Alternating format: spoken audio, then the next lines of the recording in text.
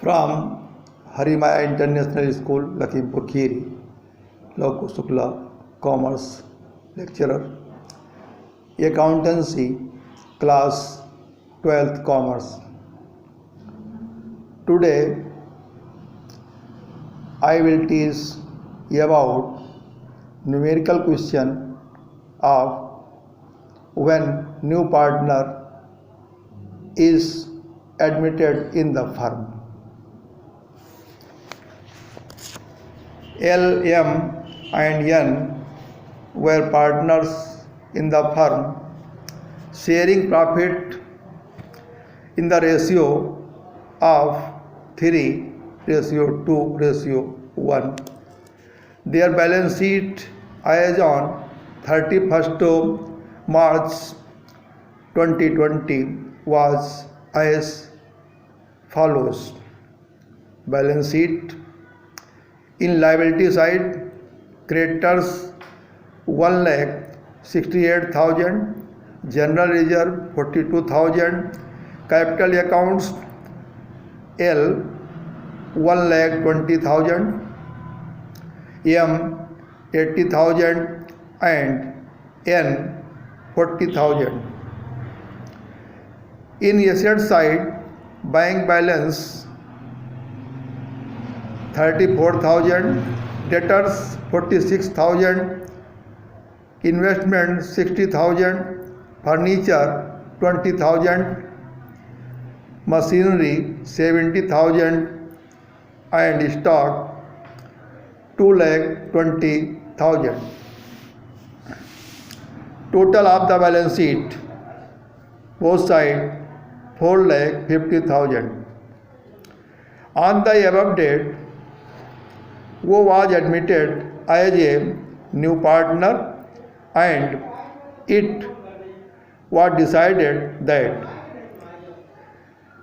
पुरानी फर्म में नए पार्टनर जिसका नाम वो है उसको शामिल किया गया और उसके कुछ टर्म्स एंड कंडीशंस उसको स्पष्ट की गई जिसके आधार पर उसको एडमिट किया जाएगा.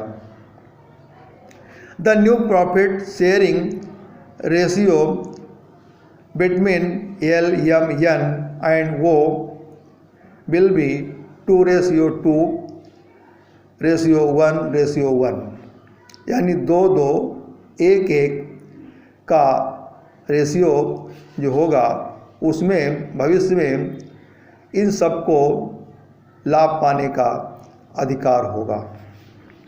Goodwill of firm was valued at ₹1,80,000. Goodwill का मूल्यांकन पूरी फर्म का 1,80,000 किया गया. एंड वो brought his share of goodwill premium in cash, और अपने प्रॉफिट शेयरिंग के आधार पर गुडविल को नगद के रूप में न्यू पार्टनर लाएगा. The market value of investment was ₹36,000. Investment की मार्केट वैल्यू 36,000 वैल्यूड की गई. Machinery will be reduced to ₹58,000. Machinery में 58,000 कम किए गए. ये creditors of ₹6,000 was not likely to claim the amount and was to be written off. जो creditors थे उन्होंने 6,000 रुपये का क्लेम न करने का अपना प्रॉमिस किया है और उसको रिटर्न ऑफ कर दिया जाएगा. वो will bring proportional capital so as to give him 1/6 share in the proportional firm. जो नया पार्टनर है वह अपने एक अनुपात के आधार पर अपनी कैपिटल लाएगा। जो यानी पुराने साझेदार हैं उनकी कैपिटल को बेस बनाते हुए वह अपने हिस्से की कैपिटल लाएगा। Prepare revaluation account, partners capital accounts and bank account. यानी इस क्वेश्चन के आधार पर आपको revaluation account, partners capital account और बैंक अकाउंट को प्रिपेयर करना है।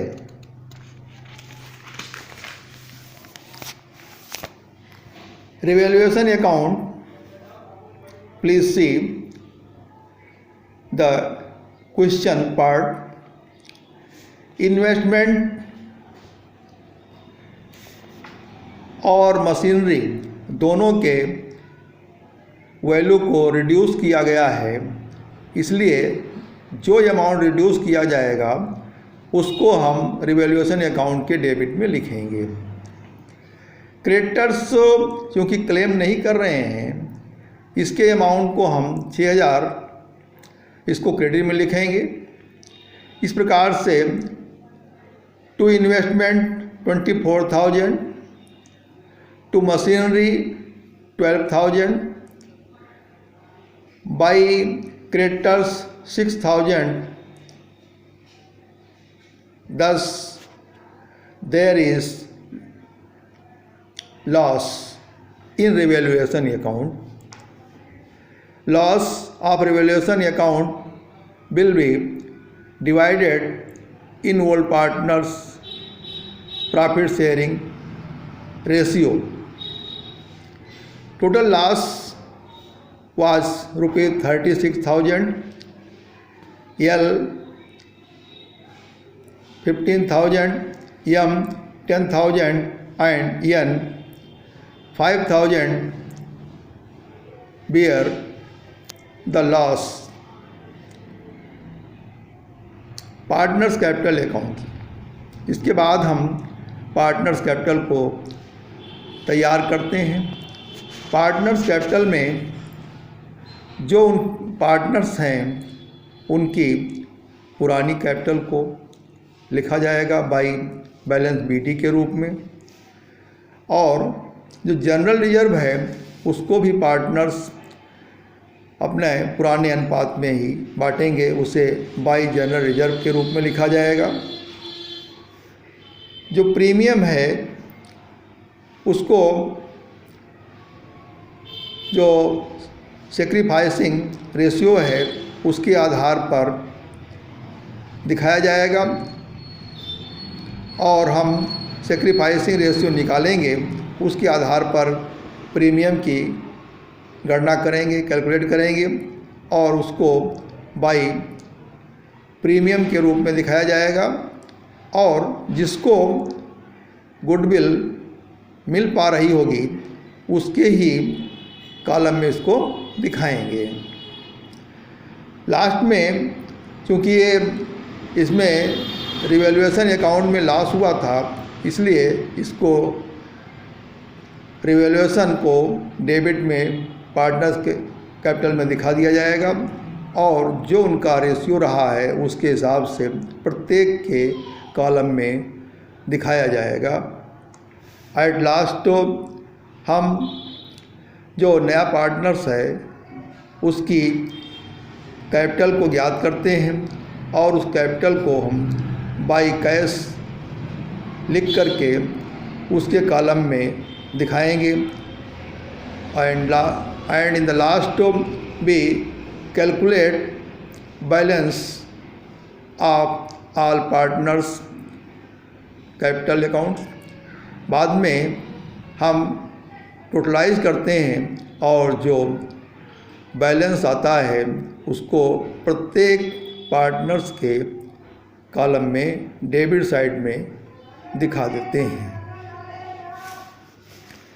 After that we prepare balance sheet. हम बैलेंस शीट बनाते हैं, उसके पहले हम जो बैंक अकाउंट है उसको मेंटेन कर लेना चाहिए, क्योंकि बैंक अकाउंट को जो बैलेंस आएगा उसको ही हम बैलेंस शीट में दिखाते हैं। बैंक अकाउंट में first of all you should write to balance BD that amount was in old balance sheet. जो पुरानी बैलेंस शीट में बैंक का अमाउंट था उसको टू बैलेंस BD करके लिखा जाएगा। क्योंकि प्रीमियम है कैश के रूप में, इसलिए उसको भी टू प्रीमियम लिखेंगे। और जो वो है नया पार्टनर है वो भी अपनी हिस्से की कैपिटल लाता है, तो उसे भी हम टू ओस कैपिटल लिखेंगे। इस प्रकार से हम कैलकुलेट कर लेंगे तो हमें कैश का ये अमाउंट मालूम हो जाता है। After this we prepare the balance sheet of all the partners. In liability side, creditors there were 1,68,000, but we will less 6,000. After that we will write 1,62,000 in amount column. Capital accounts calculate करने के बाद में balance में आया था partners capital में for L 1,56,000, M 84,000, N 42,000 and O 56,400. In asset side, debtors are 46,000, stock 2,20,000, 2,20,000, furniture 36,000, machinery 58,000 because 12,000 were reduced.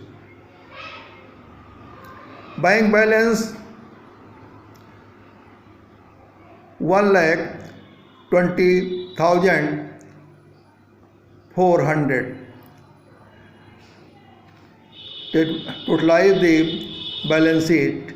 Both sides is equal. There is amount in both sides is 5,400. Thus completed balance sheet. My dear students, हमें कुछ working note पूरा करना होता है, जिसके आधार पर हमने कहाँ पर कौन सा अमाउंट कैसे लिखा है इसको जानना आवश्यक होता है। और ये करना भी आपके लिए अति आवश्यक है कि हम जो है कैलकुलेट कर लें जो मेन चीज़ें हैं जिनको हमने कल निकाला है और उनको हमने बैलेंस शीट में पार्टनर्स कैपिटल में दिखाया है।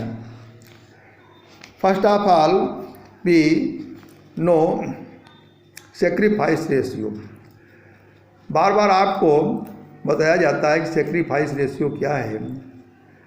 जो ओल्ड रेशियो है उसमें से न्यू रेशियो को लेस कर देते हैं तो जो आता है वह आपका सेक्रीफाइस रेशियो कहा जाता है।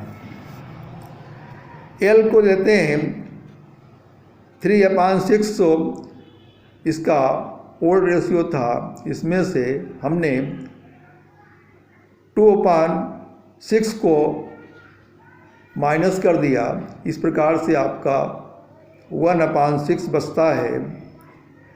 ऐसे ही यम का 2/6 था, उसमें से हमने 2/6 माइनस कर दिया तो नील हो जाता है, यानी कुछ भी नहीं बचता है। एल में भी 1/6 वोल्ट था, उसमें हमने 1/6 माइनस कर दिया जो न्यू था, तो वहाँ पर भी हमारा जो डिफरेंस है वह नील हो जाता है। इस प्रकार से आपका केवल एल में सेक्रीफाइस रेशियो होता है, बाकी अन्य किसी पार्टनर्स के साथ में नहीं है। इसीलिए आपने प्रीमियम के अमाउंट को पार्टनर्स कैपिटल में दिखाया था, उसमें केवल एल के कॉलम में ही दिखाया था। Adjustment of goodwill, firm goodwill was ₹1,80,000। Firm की टोटल गुडविल जो थी वो 1,80,000 थी। New partner admitted his profit sharing ratio is 1/6, so his goodwill will be only 30,000। नए पार्टनर्स की जो गुडविल होगी वो 30,000 रुपये होगी, क्योंकि वह 1/6 के लिए ही शामिल हुआ है। इस प्रकार से हमने उसके हिस्से की गुडविल को भी ज्ञात कर लिया। Calculation of adjustment of capital, हम कैपिटल एडजस्टमेंट करते हैं। 1,56,000 एल की थी, एम की capital 84,000 and N capital was 42,000। Totalised capital 2,82,000। Total capital of फर्मो हमें ज्ञात करना है। जैसा कि आप जानते हैं कि 1/6 के लिए आता है, तो जो शेष पार्टनर्स हैं वो 5/6 के लिए हो जाएंगे। 1 से 1/6 को आप माइनस करेंगे तो उसमें आपका 5/6 आएगा। उसके आधार पर हम टोटल कैपिटल को कैलकुलेट कर लेते हैं। Total capital of the firm ₹3,38,400 हो जाती है। और इस प्रकार से जो हमारा न्यू पार्टनर्स है उसको 1/6 पोर्शन कैपिटल के रूप में लाना होगा। इस प्रकार से हमने 3,38,400 रुपये की कैपिटल का 1/6 कैलकुलेट कर लिया, और हमारी वो के लिए जो कैपिटल बनी वह 56,400 हो जाती है। इसको ही आपने उसके कैपिटल के रूप में दिखाया है। My dear students, please learn and note down all questions and their solutions. After lockdown, when the school will run, I will check all questions, solutions what are sent by me in WhatsApp or video calling. Thank you again and again, my dear students.